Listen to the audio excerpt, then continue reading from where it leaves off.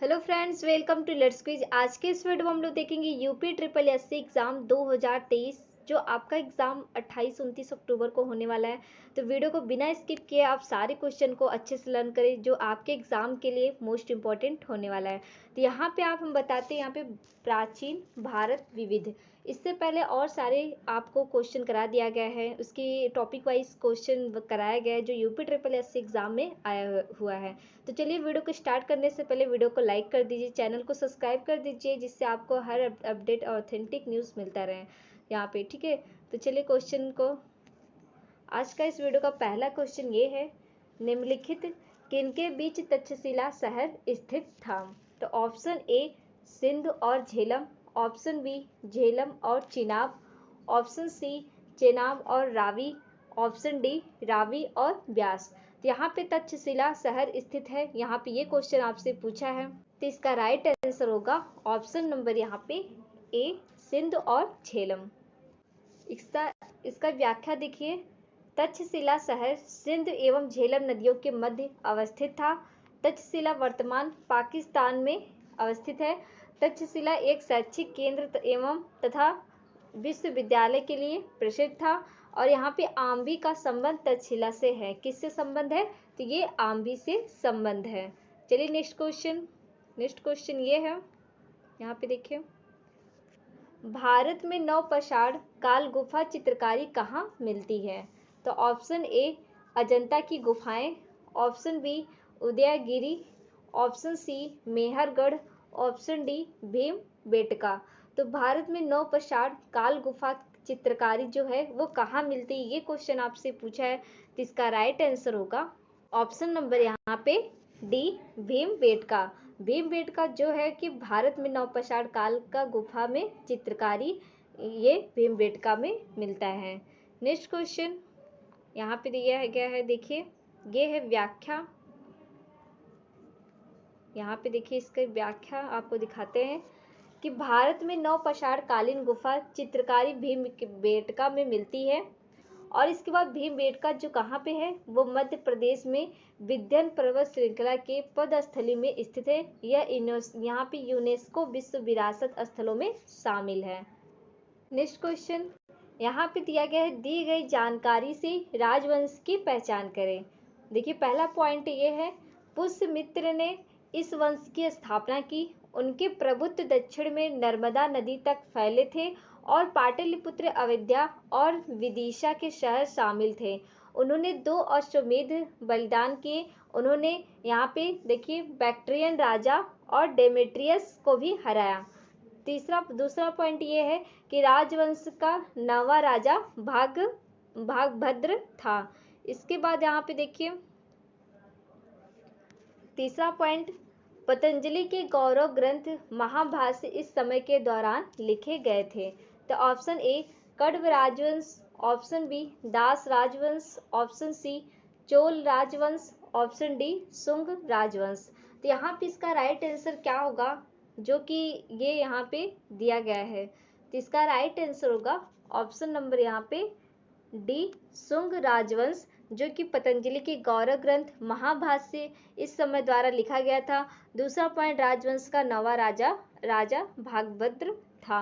यहाँ पे जो ये भी सारे इसका दिया गया है क्वेश्चन, इसका आंसर हुआ शुंग राजवंश। अगर पूछ लिया क्वेश्चन में कि शुंग वंश था वो कौन थे, तो यहाँ पे देखिए मौर्य वंश के अंतिम शासक वीरद्रथ को उसके ब्राह्मण सेनापति पुष्यमित्र ने मारकर यहाँ पे मगध के शुंग वंश की स्थापना की और जो शुंग वंश का अंतिम सम्राट था वो देवहूति था। मतलब यहाँ पे जो मौर्य वंश थे वो अंतिम शासक थे वीरदत्त के, जो कि उनके ब्राह्मण को पुष्यमित्र को मार दिया। उससे क्या स्टार्ट हुआ, शुंग वंश, और जो शुंग वंश था वो अंतिम सम्राट का देवहूति था।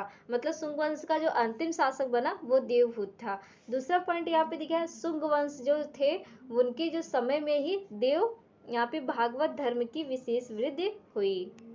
अब चलते हैं नेक्स्ट क्वेश्चन पे। अब इसके बाद आपका देखने को मिलता है मध्यकालीन भारत का इतिहास। जो भारत का विविध था वो इतने ही क्वेश्चन, 4-5 क्वेश्चन ही आपसे पूछा। इसके बाद आपको देखिए यहाँ पे मध्यकालीन भारत का इतिहास, क्योंकि टॉपिक वाइज सारे क्वेश्चन करा रहे जो आपके एग्जाम में आए हुए हैं, तो इससे आपको पता चलता है कि कितना क्वेश्चन, किस टाइप का क्वेश्चन, ज़्यादा से ज़्यादा question UP triple SC exam में पूछा जा रहा है। तो इसलिए मैं टॉपिक वाइज क्वेश्चन करा रही हूँ, जिससे आपको चीज़ें यहाँ वहाँ ढूंढनी नहीं पड़ेगी। ठीक है, अब सल्तनत काल से स्टार्ट करते हैं। सल्तनत काल का पहला क्वेश्चन जो यूपी ट्रिपल एससी एग्जाम में आया हुआ है, यहाँ पे देखिए, पहली बार भारत पर आक्रमण करने वाला मुस्लिम कौन था? Option A Firdaus Shah, option B Mohammad Shah Ghori, option Mohammad Ghori, option C Mohammad bin Qasim, option D Mahmud Ghaznavi. तो यहाँ पे इसका राइट आंसर क्या होगा? इसका राइट आंसर होगा ऑप्शन नंबर यहाँ पे सी, मोहम्मद बिन कासिम। हमारा नेक्स्ट क्वेश्चन हुआ, खजुराहो समूह के प्रसिद्ध स्मारक किस राज्य में है? तो option A Uttar Pradesh, option B Madhya Pradesh, option C Rajasthan, option D Maharashtra. तो जो खजुराहो समूह के प्रसिद्ध स्मारक किस राज्य में है, ये क्वेश्चन आपसे पूछा है, तो इसका राइट आंसर होगा ऑप्शन नंबर यहाँ पे बी, मध्य प्रदेश। नेक्स्ट क्वेश्चन हुआ, क्वेश्चन नंबर यहाँ पे 3, जयचंद के विश्वासघात के कारण पृथ्वीराज चौहान की पराजय हुई और यहाँ पे कालांतर में जयचंद कहाँ और कब मारा गया? Option A Tarain 1192, option B यहाँ पे देखिए चंदावर जो कि 1193, ऑप्शन सी कन्नौज जो 1194, ऑप्शन डी उपयुक्त में से कोई नहीं। तो यहाँ पे इसका राइट आंसर क्या हुआ क्वेश्चन नंबर 3 का? तो इसका राइट आंसर हुआ ऑप्शन नंबर यहाँ पे डी, उपयुक्त में से कोई नहीं। तो चलिए हम यहाँ पे देखते हैं कि क्या चीजें यहाँ पे हैं। यहाँ पे दिया है, मोहम्मद गौरी ने 1194 ईस्वी में कन्नौज के शासक जयचंद्र पर आक्रमण किया था और उस समय कन्नौज एक शक्तिशाली राज्य था जिसकी पृथ्वीराज से शत्रुता थी। मोहम्मद गौरी और जयचंद के बीच चंदावर में युद्ध हुआ जिसमें जयचंद मारा गया। अब नेक्स्ट क्वेश्चन, हमारा नेक्स्ट क्वेश्चन क्या हुआ? क्वेश्चन नंबर यहाँ पे 4, मोहम्मद गौरी किस वर्ष पृथ्वीराज तृतीय से पराजित हुआ था? Option A 1471, option B 1191, option C 1391, option D यहाँ पे देखिए 1061। तो मोहम्मद गौरी, यहाँ पे देखिए मोहम्मद गौरी किस वर्ष पृथ्वीराज तृतीय से पराजित हुआ था? तो यहाँ पे इसका राइट आंसर होगा ऑप्शन नंबर यहाँ पे बी, 1191। अब हम चलते हैं, हमारा नेक्स्ट क्वेश्चन हुआ, यहाँ पे देखिए क्वेश्चन नंबर यहाँ पे 5, अमीर खुसरो का जन्म स्थान है? Option A Etah, option B Kasganj, option C Kannauj, option D Lucknow. Amir Khusro का जन्म स्थान कहाँ पे है? तो इसका राइट आंसर होगा ऑप्शन नंबर यहाँ पे बी, कासगंज। अब चलते हैं नेक्स्ट क्वेश्चन पे, यहाँ पे क्वेश्चन नंबर यहाँ पे 6, अमीर खुसरो जिन्हें कव्वाली का पिता एवं भारत का तोता भी कहा जाता है, जिसके दरबार में दरबारी कवि थे? तो option A Iltutmish, option B Razia Sultan, option C Balban, option D Alauddin Khilji. तो यहाँ पे बताइए, अमीर खुसरो जिन्हें कव्वाली का पिता एवं भारत का तोता भी कहा जाता है, तो ये क्वेश्चन आपको, आपके लिए कमेंट बॉक्स के लिए छोड़ दिया जा रहा है कि ये क्वेश्चन आप कमेंट में, इस वीडियो के कमेंट में करके इसका आंसर देंगे। इसका आंसर हम कल आपको बताएंगे। जो भी इस कमेंट का पहला क्वेश्चन फर्स्ट बार बताएगा, मैं उसका कल यहाँ पे नाम भी लूँगी इस नेक्स्ट वीडियो में। ठीक है, तो चलिए देखते हैं यहाँ पे सबसे पहला इस क्वेश्चन का आंसर कौन देता है। हमारा नेक्स्ट क्वेश्चन, क्वेश्चन नंबर 7, लौह और रक्त की नीति किसने अपनाई? Option A Balban, option B Alauddin Khilji, option C Mobin Tughlaq, option D Babur. तो लौह और रक्त की नीति किसने अपनाई थी, ये क्वेश्चन आपसे पूछा है, तो इसका राइट आंसर होगा ऑप्शन नंबर यहाँ पे ए बलबन। हमारा नेक्स्ट क्वेश्चन, अलाई दरवाजा किस विश्व विरासत स्थल में है? ऑप्शन ए हुमायूं का मकबरा, ऑप्शन बी महाबोधि मंदिर समूह, option C Qutub Minar, option D Lal Qila परिसर। अलाई दरवाजा किस विश्व विरासत स्थल में है, ये क्वेश्चन आपसे पूछा है। तो इसका राइट आंसर होगा ऑप्शन नंबर यहाँ पे सी कुतुब मीनार। की व्याख्या देखते हैं कि क्या है। नई दिल्ली स्थित अलाई दरवाजा का निर्माण सुल्तान अलाउद्दीन खिलजी ने कुतुब मीनार के निकट करवाया था। इसका निर्माण लाल पत्थरों तथा संगमरमर के द्वारा हुआ था। जो अलाई दरवाजा कुतुब मीनार विश्व विरासत स्थल सूची में है। यह प्रारंभिक तुर्की कला का एक श्रेष्ठ नमूना है। इसके अलावा अलाउद्दीन ने सीरी के किले हजार खंबा महल का भी निर्माण करवाया। तो देखिए यहाँ पे अलाउद्दीन खिलजी ने क्या क्या यहाँ पे दिल्ली में अलाउद्दीन दरवाजा, कुतुब मीनार, ये सब सारी चीज़ें वहाँ पे निर्माण करवाया। अब हम चलते हैं हमारे नेक्स्ट क्वेश्चन पे। क्वेश्चन नंबर यहाँ पे 9, अलाउद्दीन खिलजी द्वारा बनाया गया प्रसिद्ध अलाई दरवाजा कहाँ पर स्थित है? Option A Agra, option B New Delhi, option C Awadh, option D Warangal. तो यहाँ पे इसका राइट आंसर क्या होगा? अभी जब हमने व्याख्या पढ़ा तो सारी चीज़ें आपको अच्छे से समझ में आ गई होगा ये कहाँ पे स्थित है। तो इसका राइट आंसर होगा ऑप्शन नंबर यहाँ पे बी नई दिल्ली। तो अलाई दरवाजा नई दिल्ली में है और किसके निकट है? तो ये कुतुब मीनार के निकट है। तो कौन बनवाया? अलाउद्दीन खिलजी। देखिए एक क्वेश्चन से बहुत सारे क्वेश्चन आपको याद हो गया। अब हम चलते हैं हमारे नेक्स्ट क्वेश्चन पे। यहाँ पे देखिए दिल्ली में अलाउद्दीन खिलजी के शासनकाल की अवधि क्या थी? तो ऑप्शन ए 1296 से 1316, ऑप्शन बी 1286 से 1316, ऑप्शन सी 1303 से 1334, ऑप्शन डी 1410 से 1437।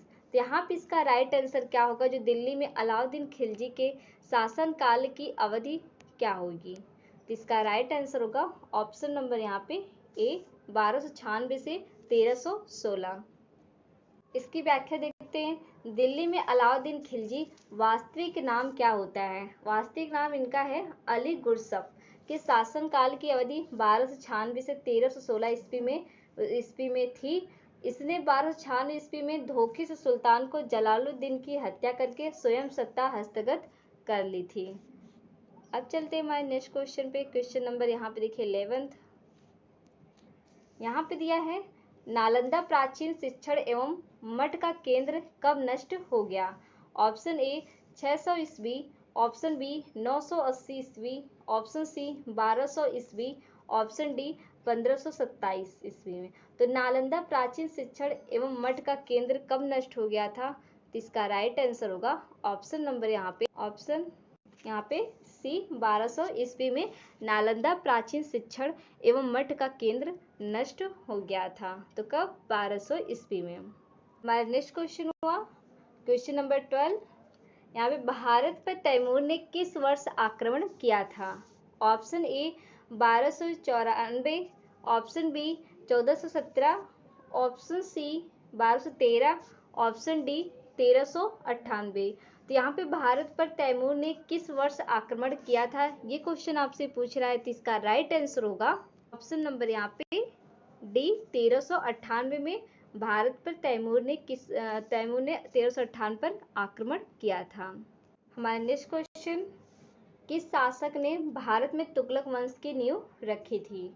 Option A Firoz Shah Tughlaq, option B Ghiyasuddin Tughlaq, option C Alauddin Sikandar Shah, option D Muhammad bin Tughlaq. तो यहाँ पे किस शासक ने भारत में तुगलक वंश की नींव रखी थी, ये क्वेश्चन आपसे पूछा है। तो इसका राइट आंसर होगा ऑप्शन नंबर यहाँ पे बी गयासुद्दीन तुगलक, जो कि भारत में तुगलक वंश की नींव रखी थी। यहाँ पे देखिए इसकी व्याख्या देख लेते हैं क्या चीज़ें हैं।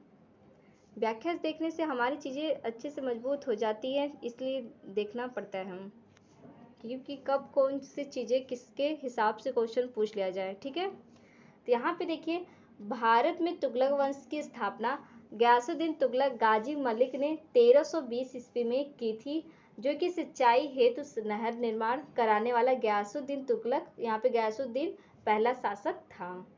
अब चलते हैं नेक्स्ट क्वेश्चन पे। क्वेश्चन नंबर यहाँ पे 14। यहाँ पे देखिए, यहाँ पे खिज्र खान निम्नलिखित में से किस राजवंश से संबंधित था? ऑप्शन ए गुलाम वंश, ऑप्शन बी खिलजी वंश, ऑप्शन सी सैयद वंश, ऑप्शन डी शाह वंश। तो खिज्र खान निम्नलिखित में से किस राजवंश से संबंधित था, ये क्वेश्चन आपसे पूछा है। तो इसका राइट आंसर होगा ऑप्शन नंबर यहाँ पे सी सैयद वंश। अब चलते हैं नेक्स्ट क्वेश्चन पे। क्वेश्चन नंबर यहाँ पे 15। किसके शासन काल में इब्न बतूता भारत आया था?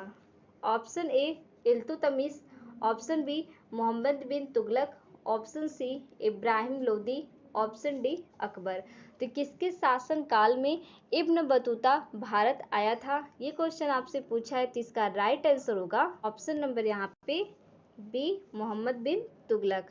अब चलते हैं नेक्स्ट क्वेश्चन पे। यहाँ पे देखिए क्वेश्चन नंबर यहाँ पे 16। किस वर्ष बाबर ने सुल्तान इब्राहिम लोदी को पानीपत की लड़ाई में पराजित किया था? ऑप्शन ए 1527 ईस्वी में, ऑप्शन बी 1526 ईस्वी में, ऑप्शन सी 1525 ईस्वी में, ऑप्शन डी 1524 ईस्वी में। तो किस वर्ष भारत ने सुल्तान इब्राहिम लोदी को पानीपत की लड़ाई में पराजित किया था, ये क्वेश्चन आपसे पूछा है। तो इसका राइट आंसर होगा ऑप्शन नंबर यहाँ पे बी 1526 ईस्वी में।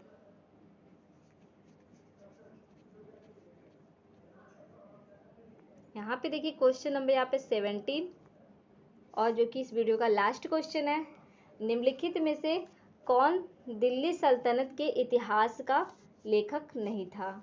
Option A Abbas Khan Sarwani, option B Amir Khusro, option C यहाँ पे जियाउद्दीन बर्नी, ऑप्शन डी मिन्हाज उस सिराज। तो निम्नलिखित में से कौन दिल्ली सल्तनत के इतिहास का लेखक नहीं था, ये क्वेश्चन पूछा है। तो इसका राइट आंसर ऑप्शन नंबर यहाँ पे ए अब्बास खान सरवानी, जो कि यहाँ पे दिल्ली सल्तनत के इतिहास का लेखक नहीं था।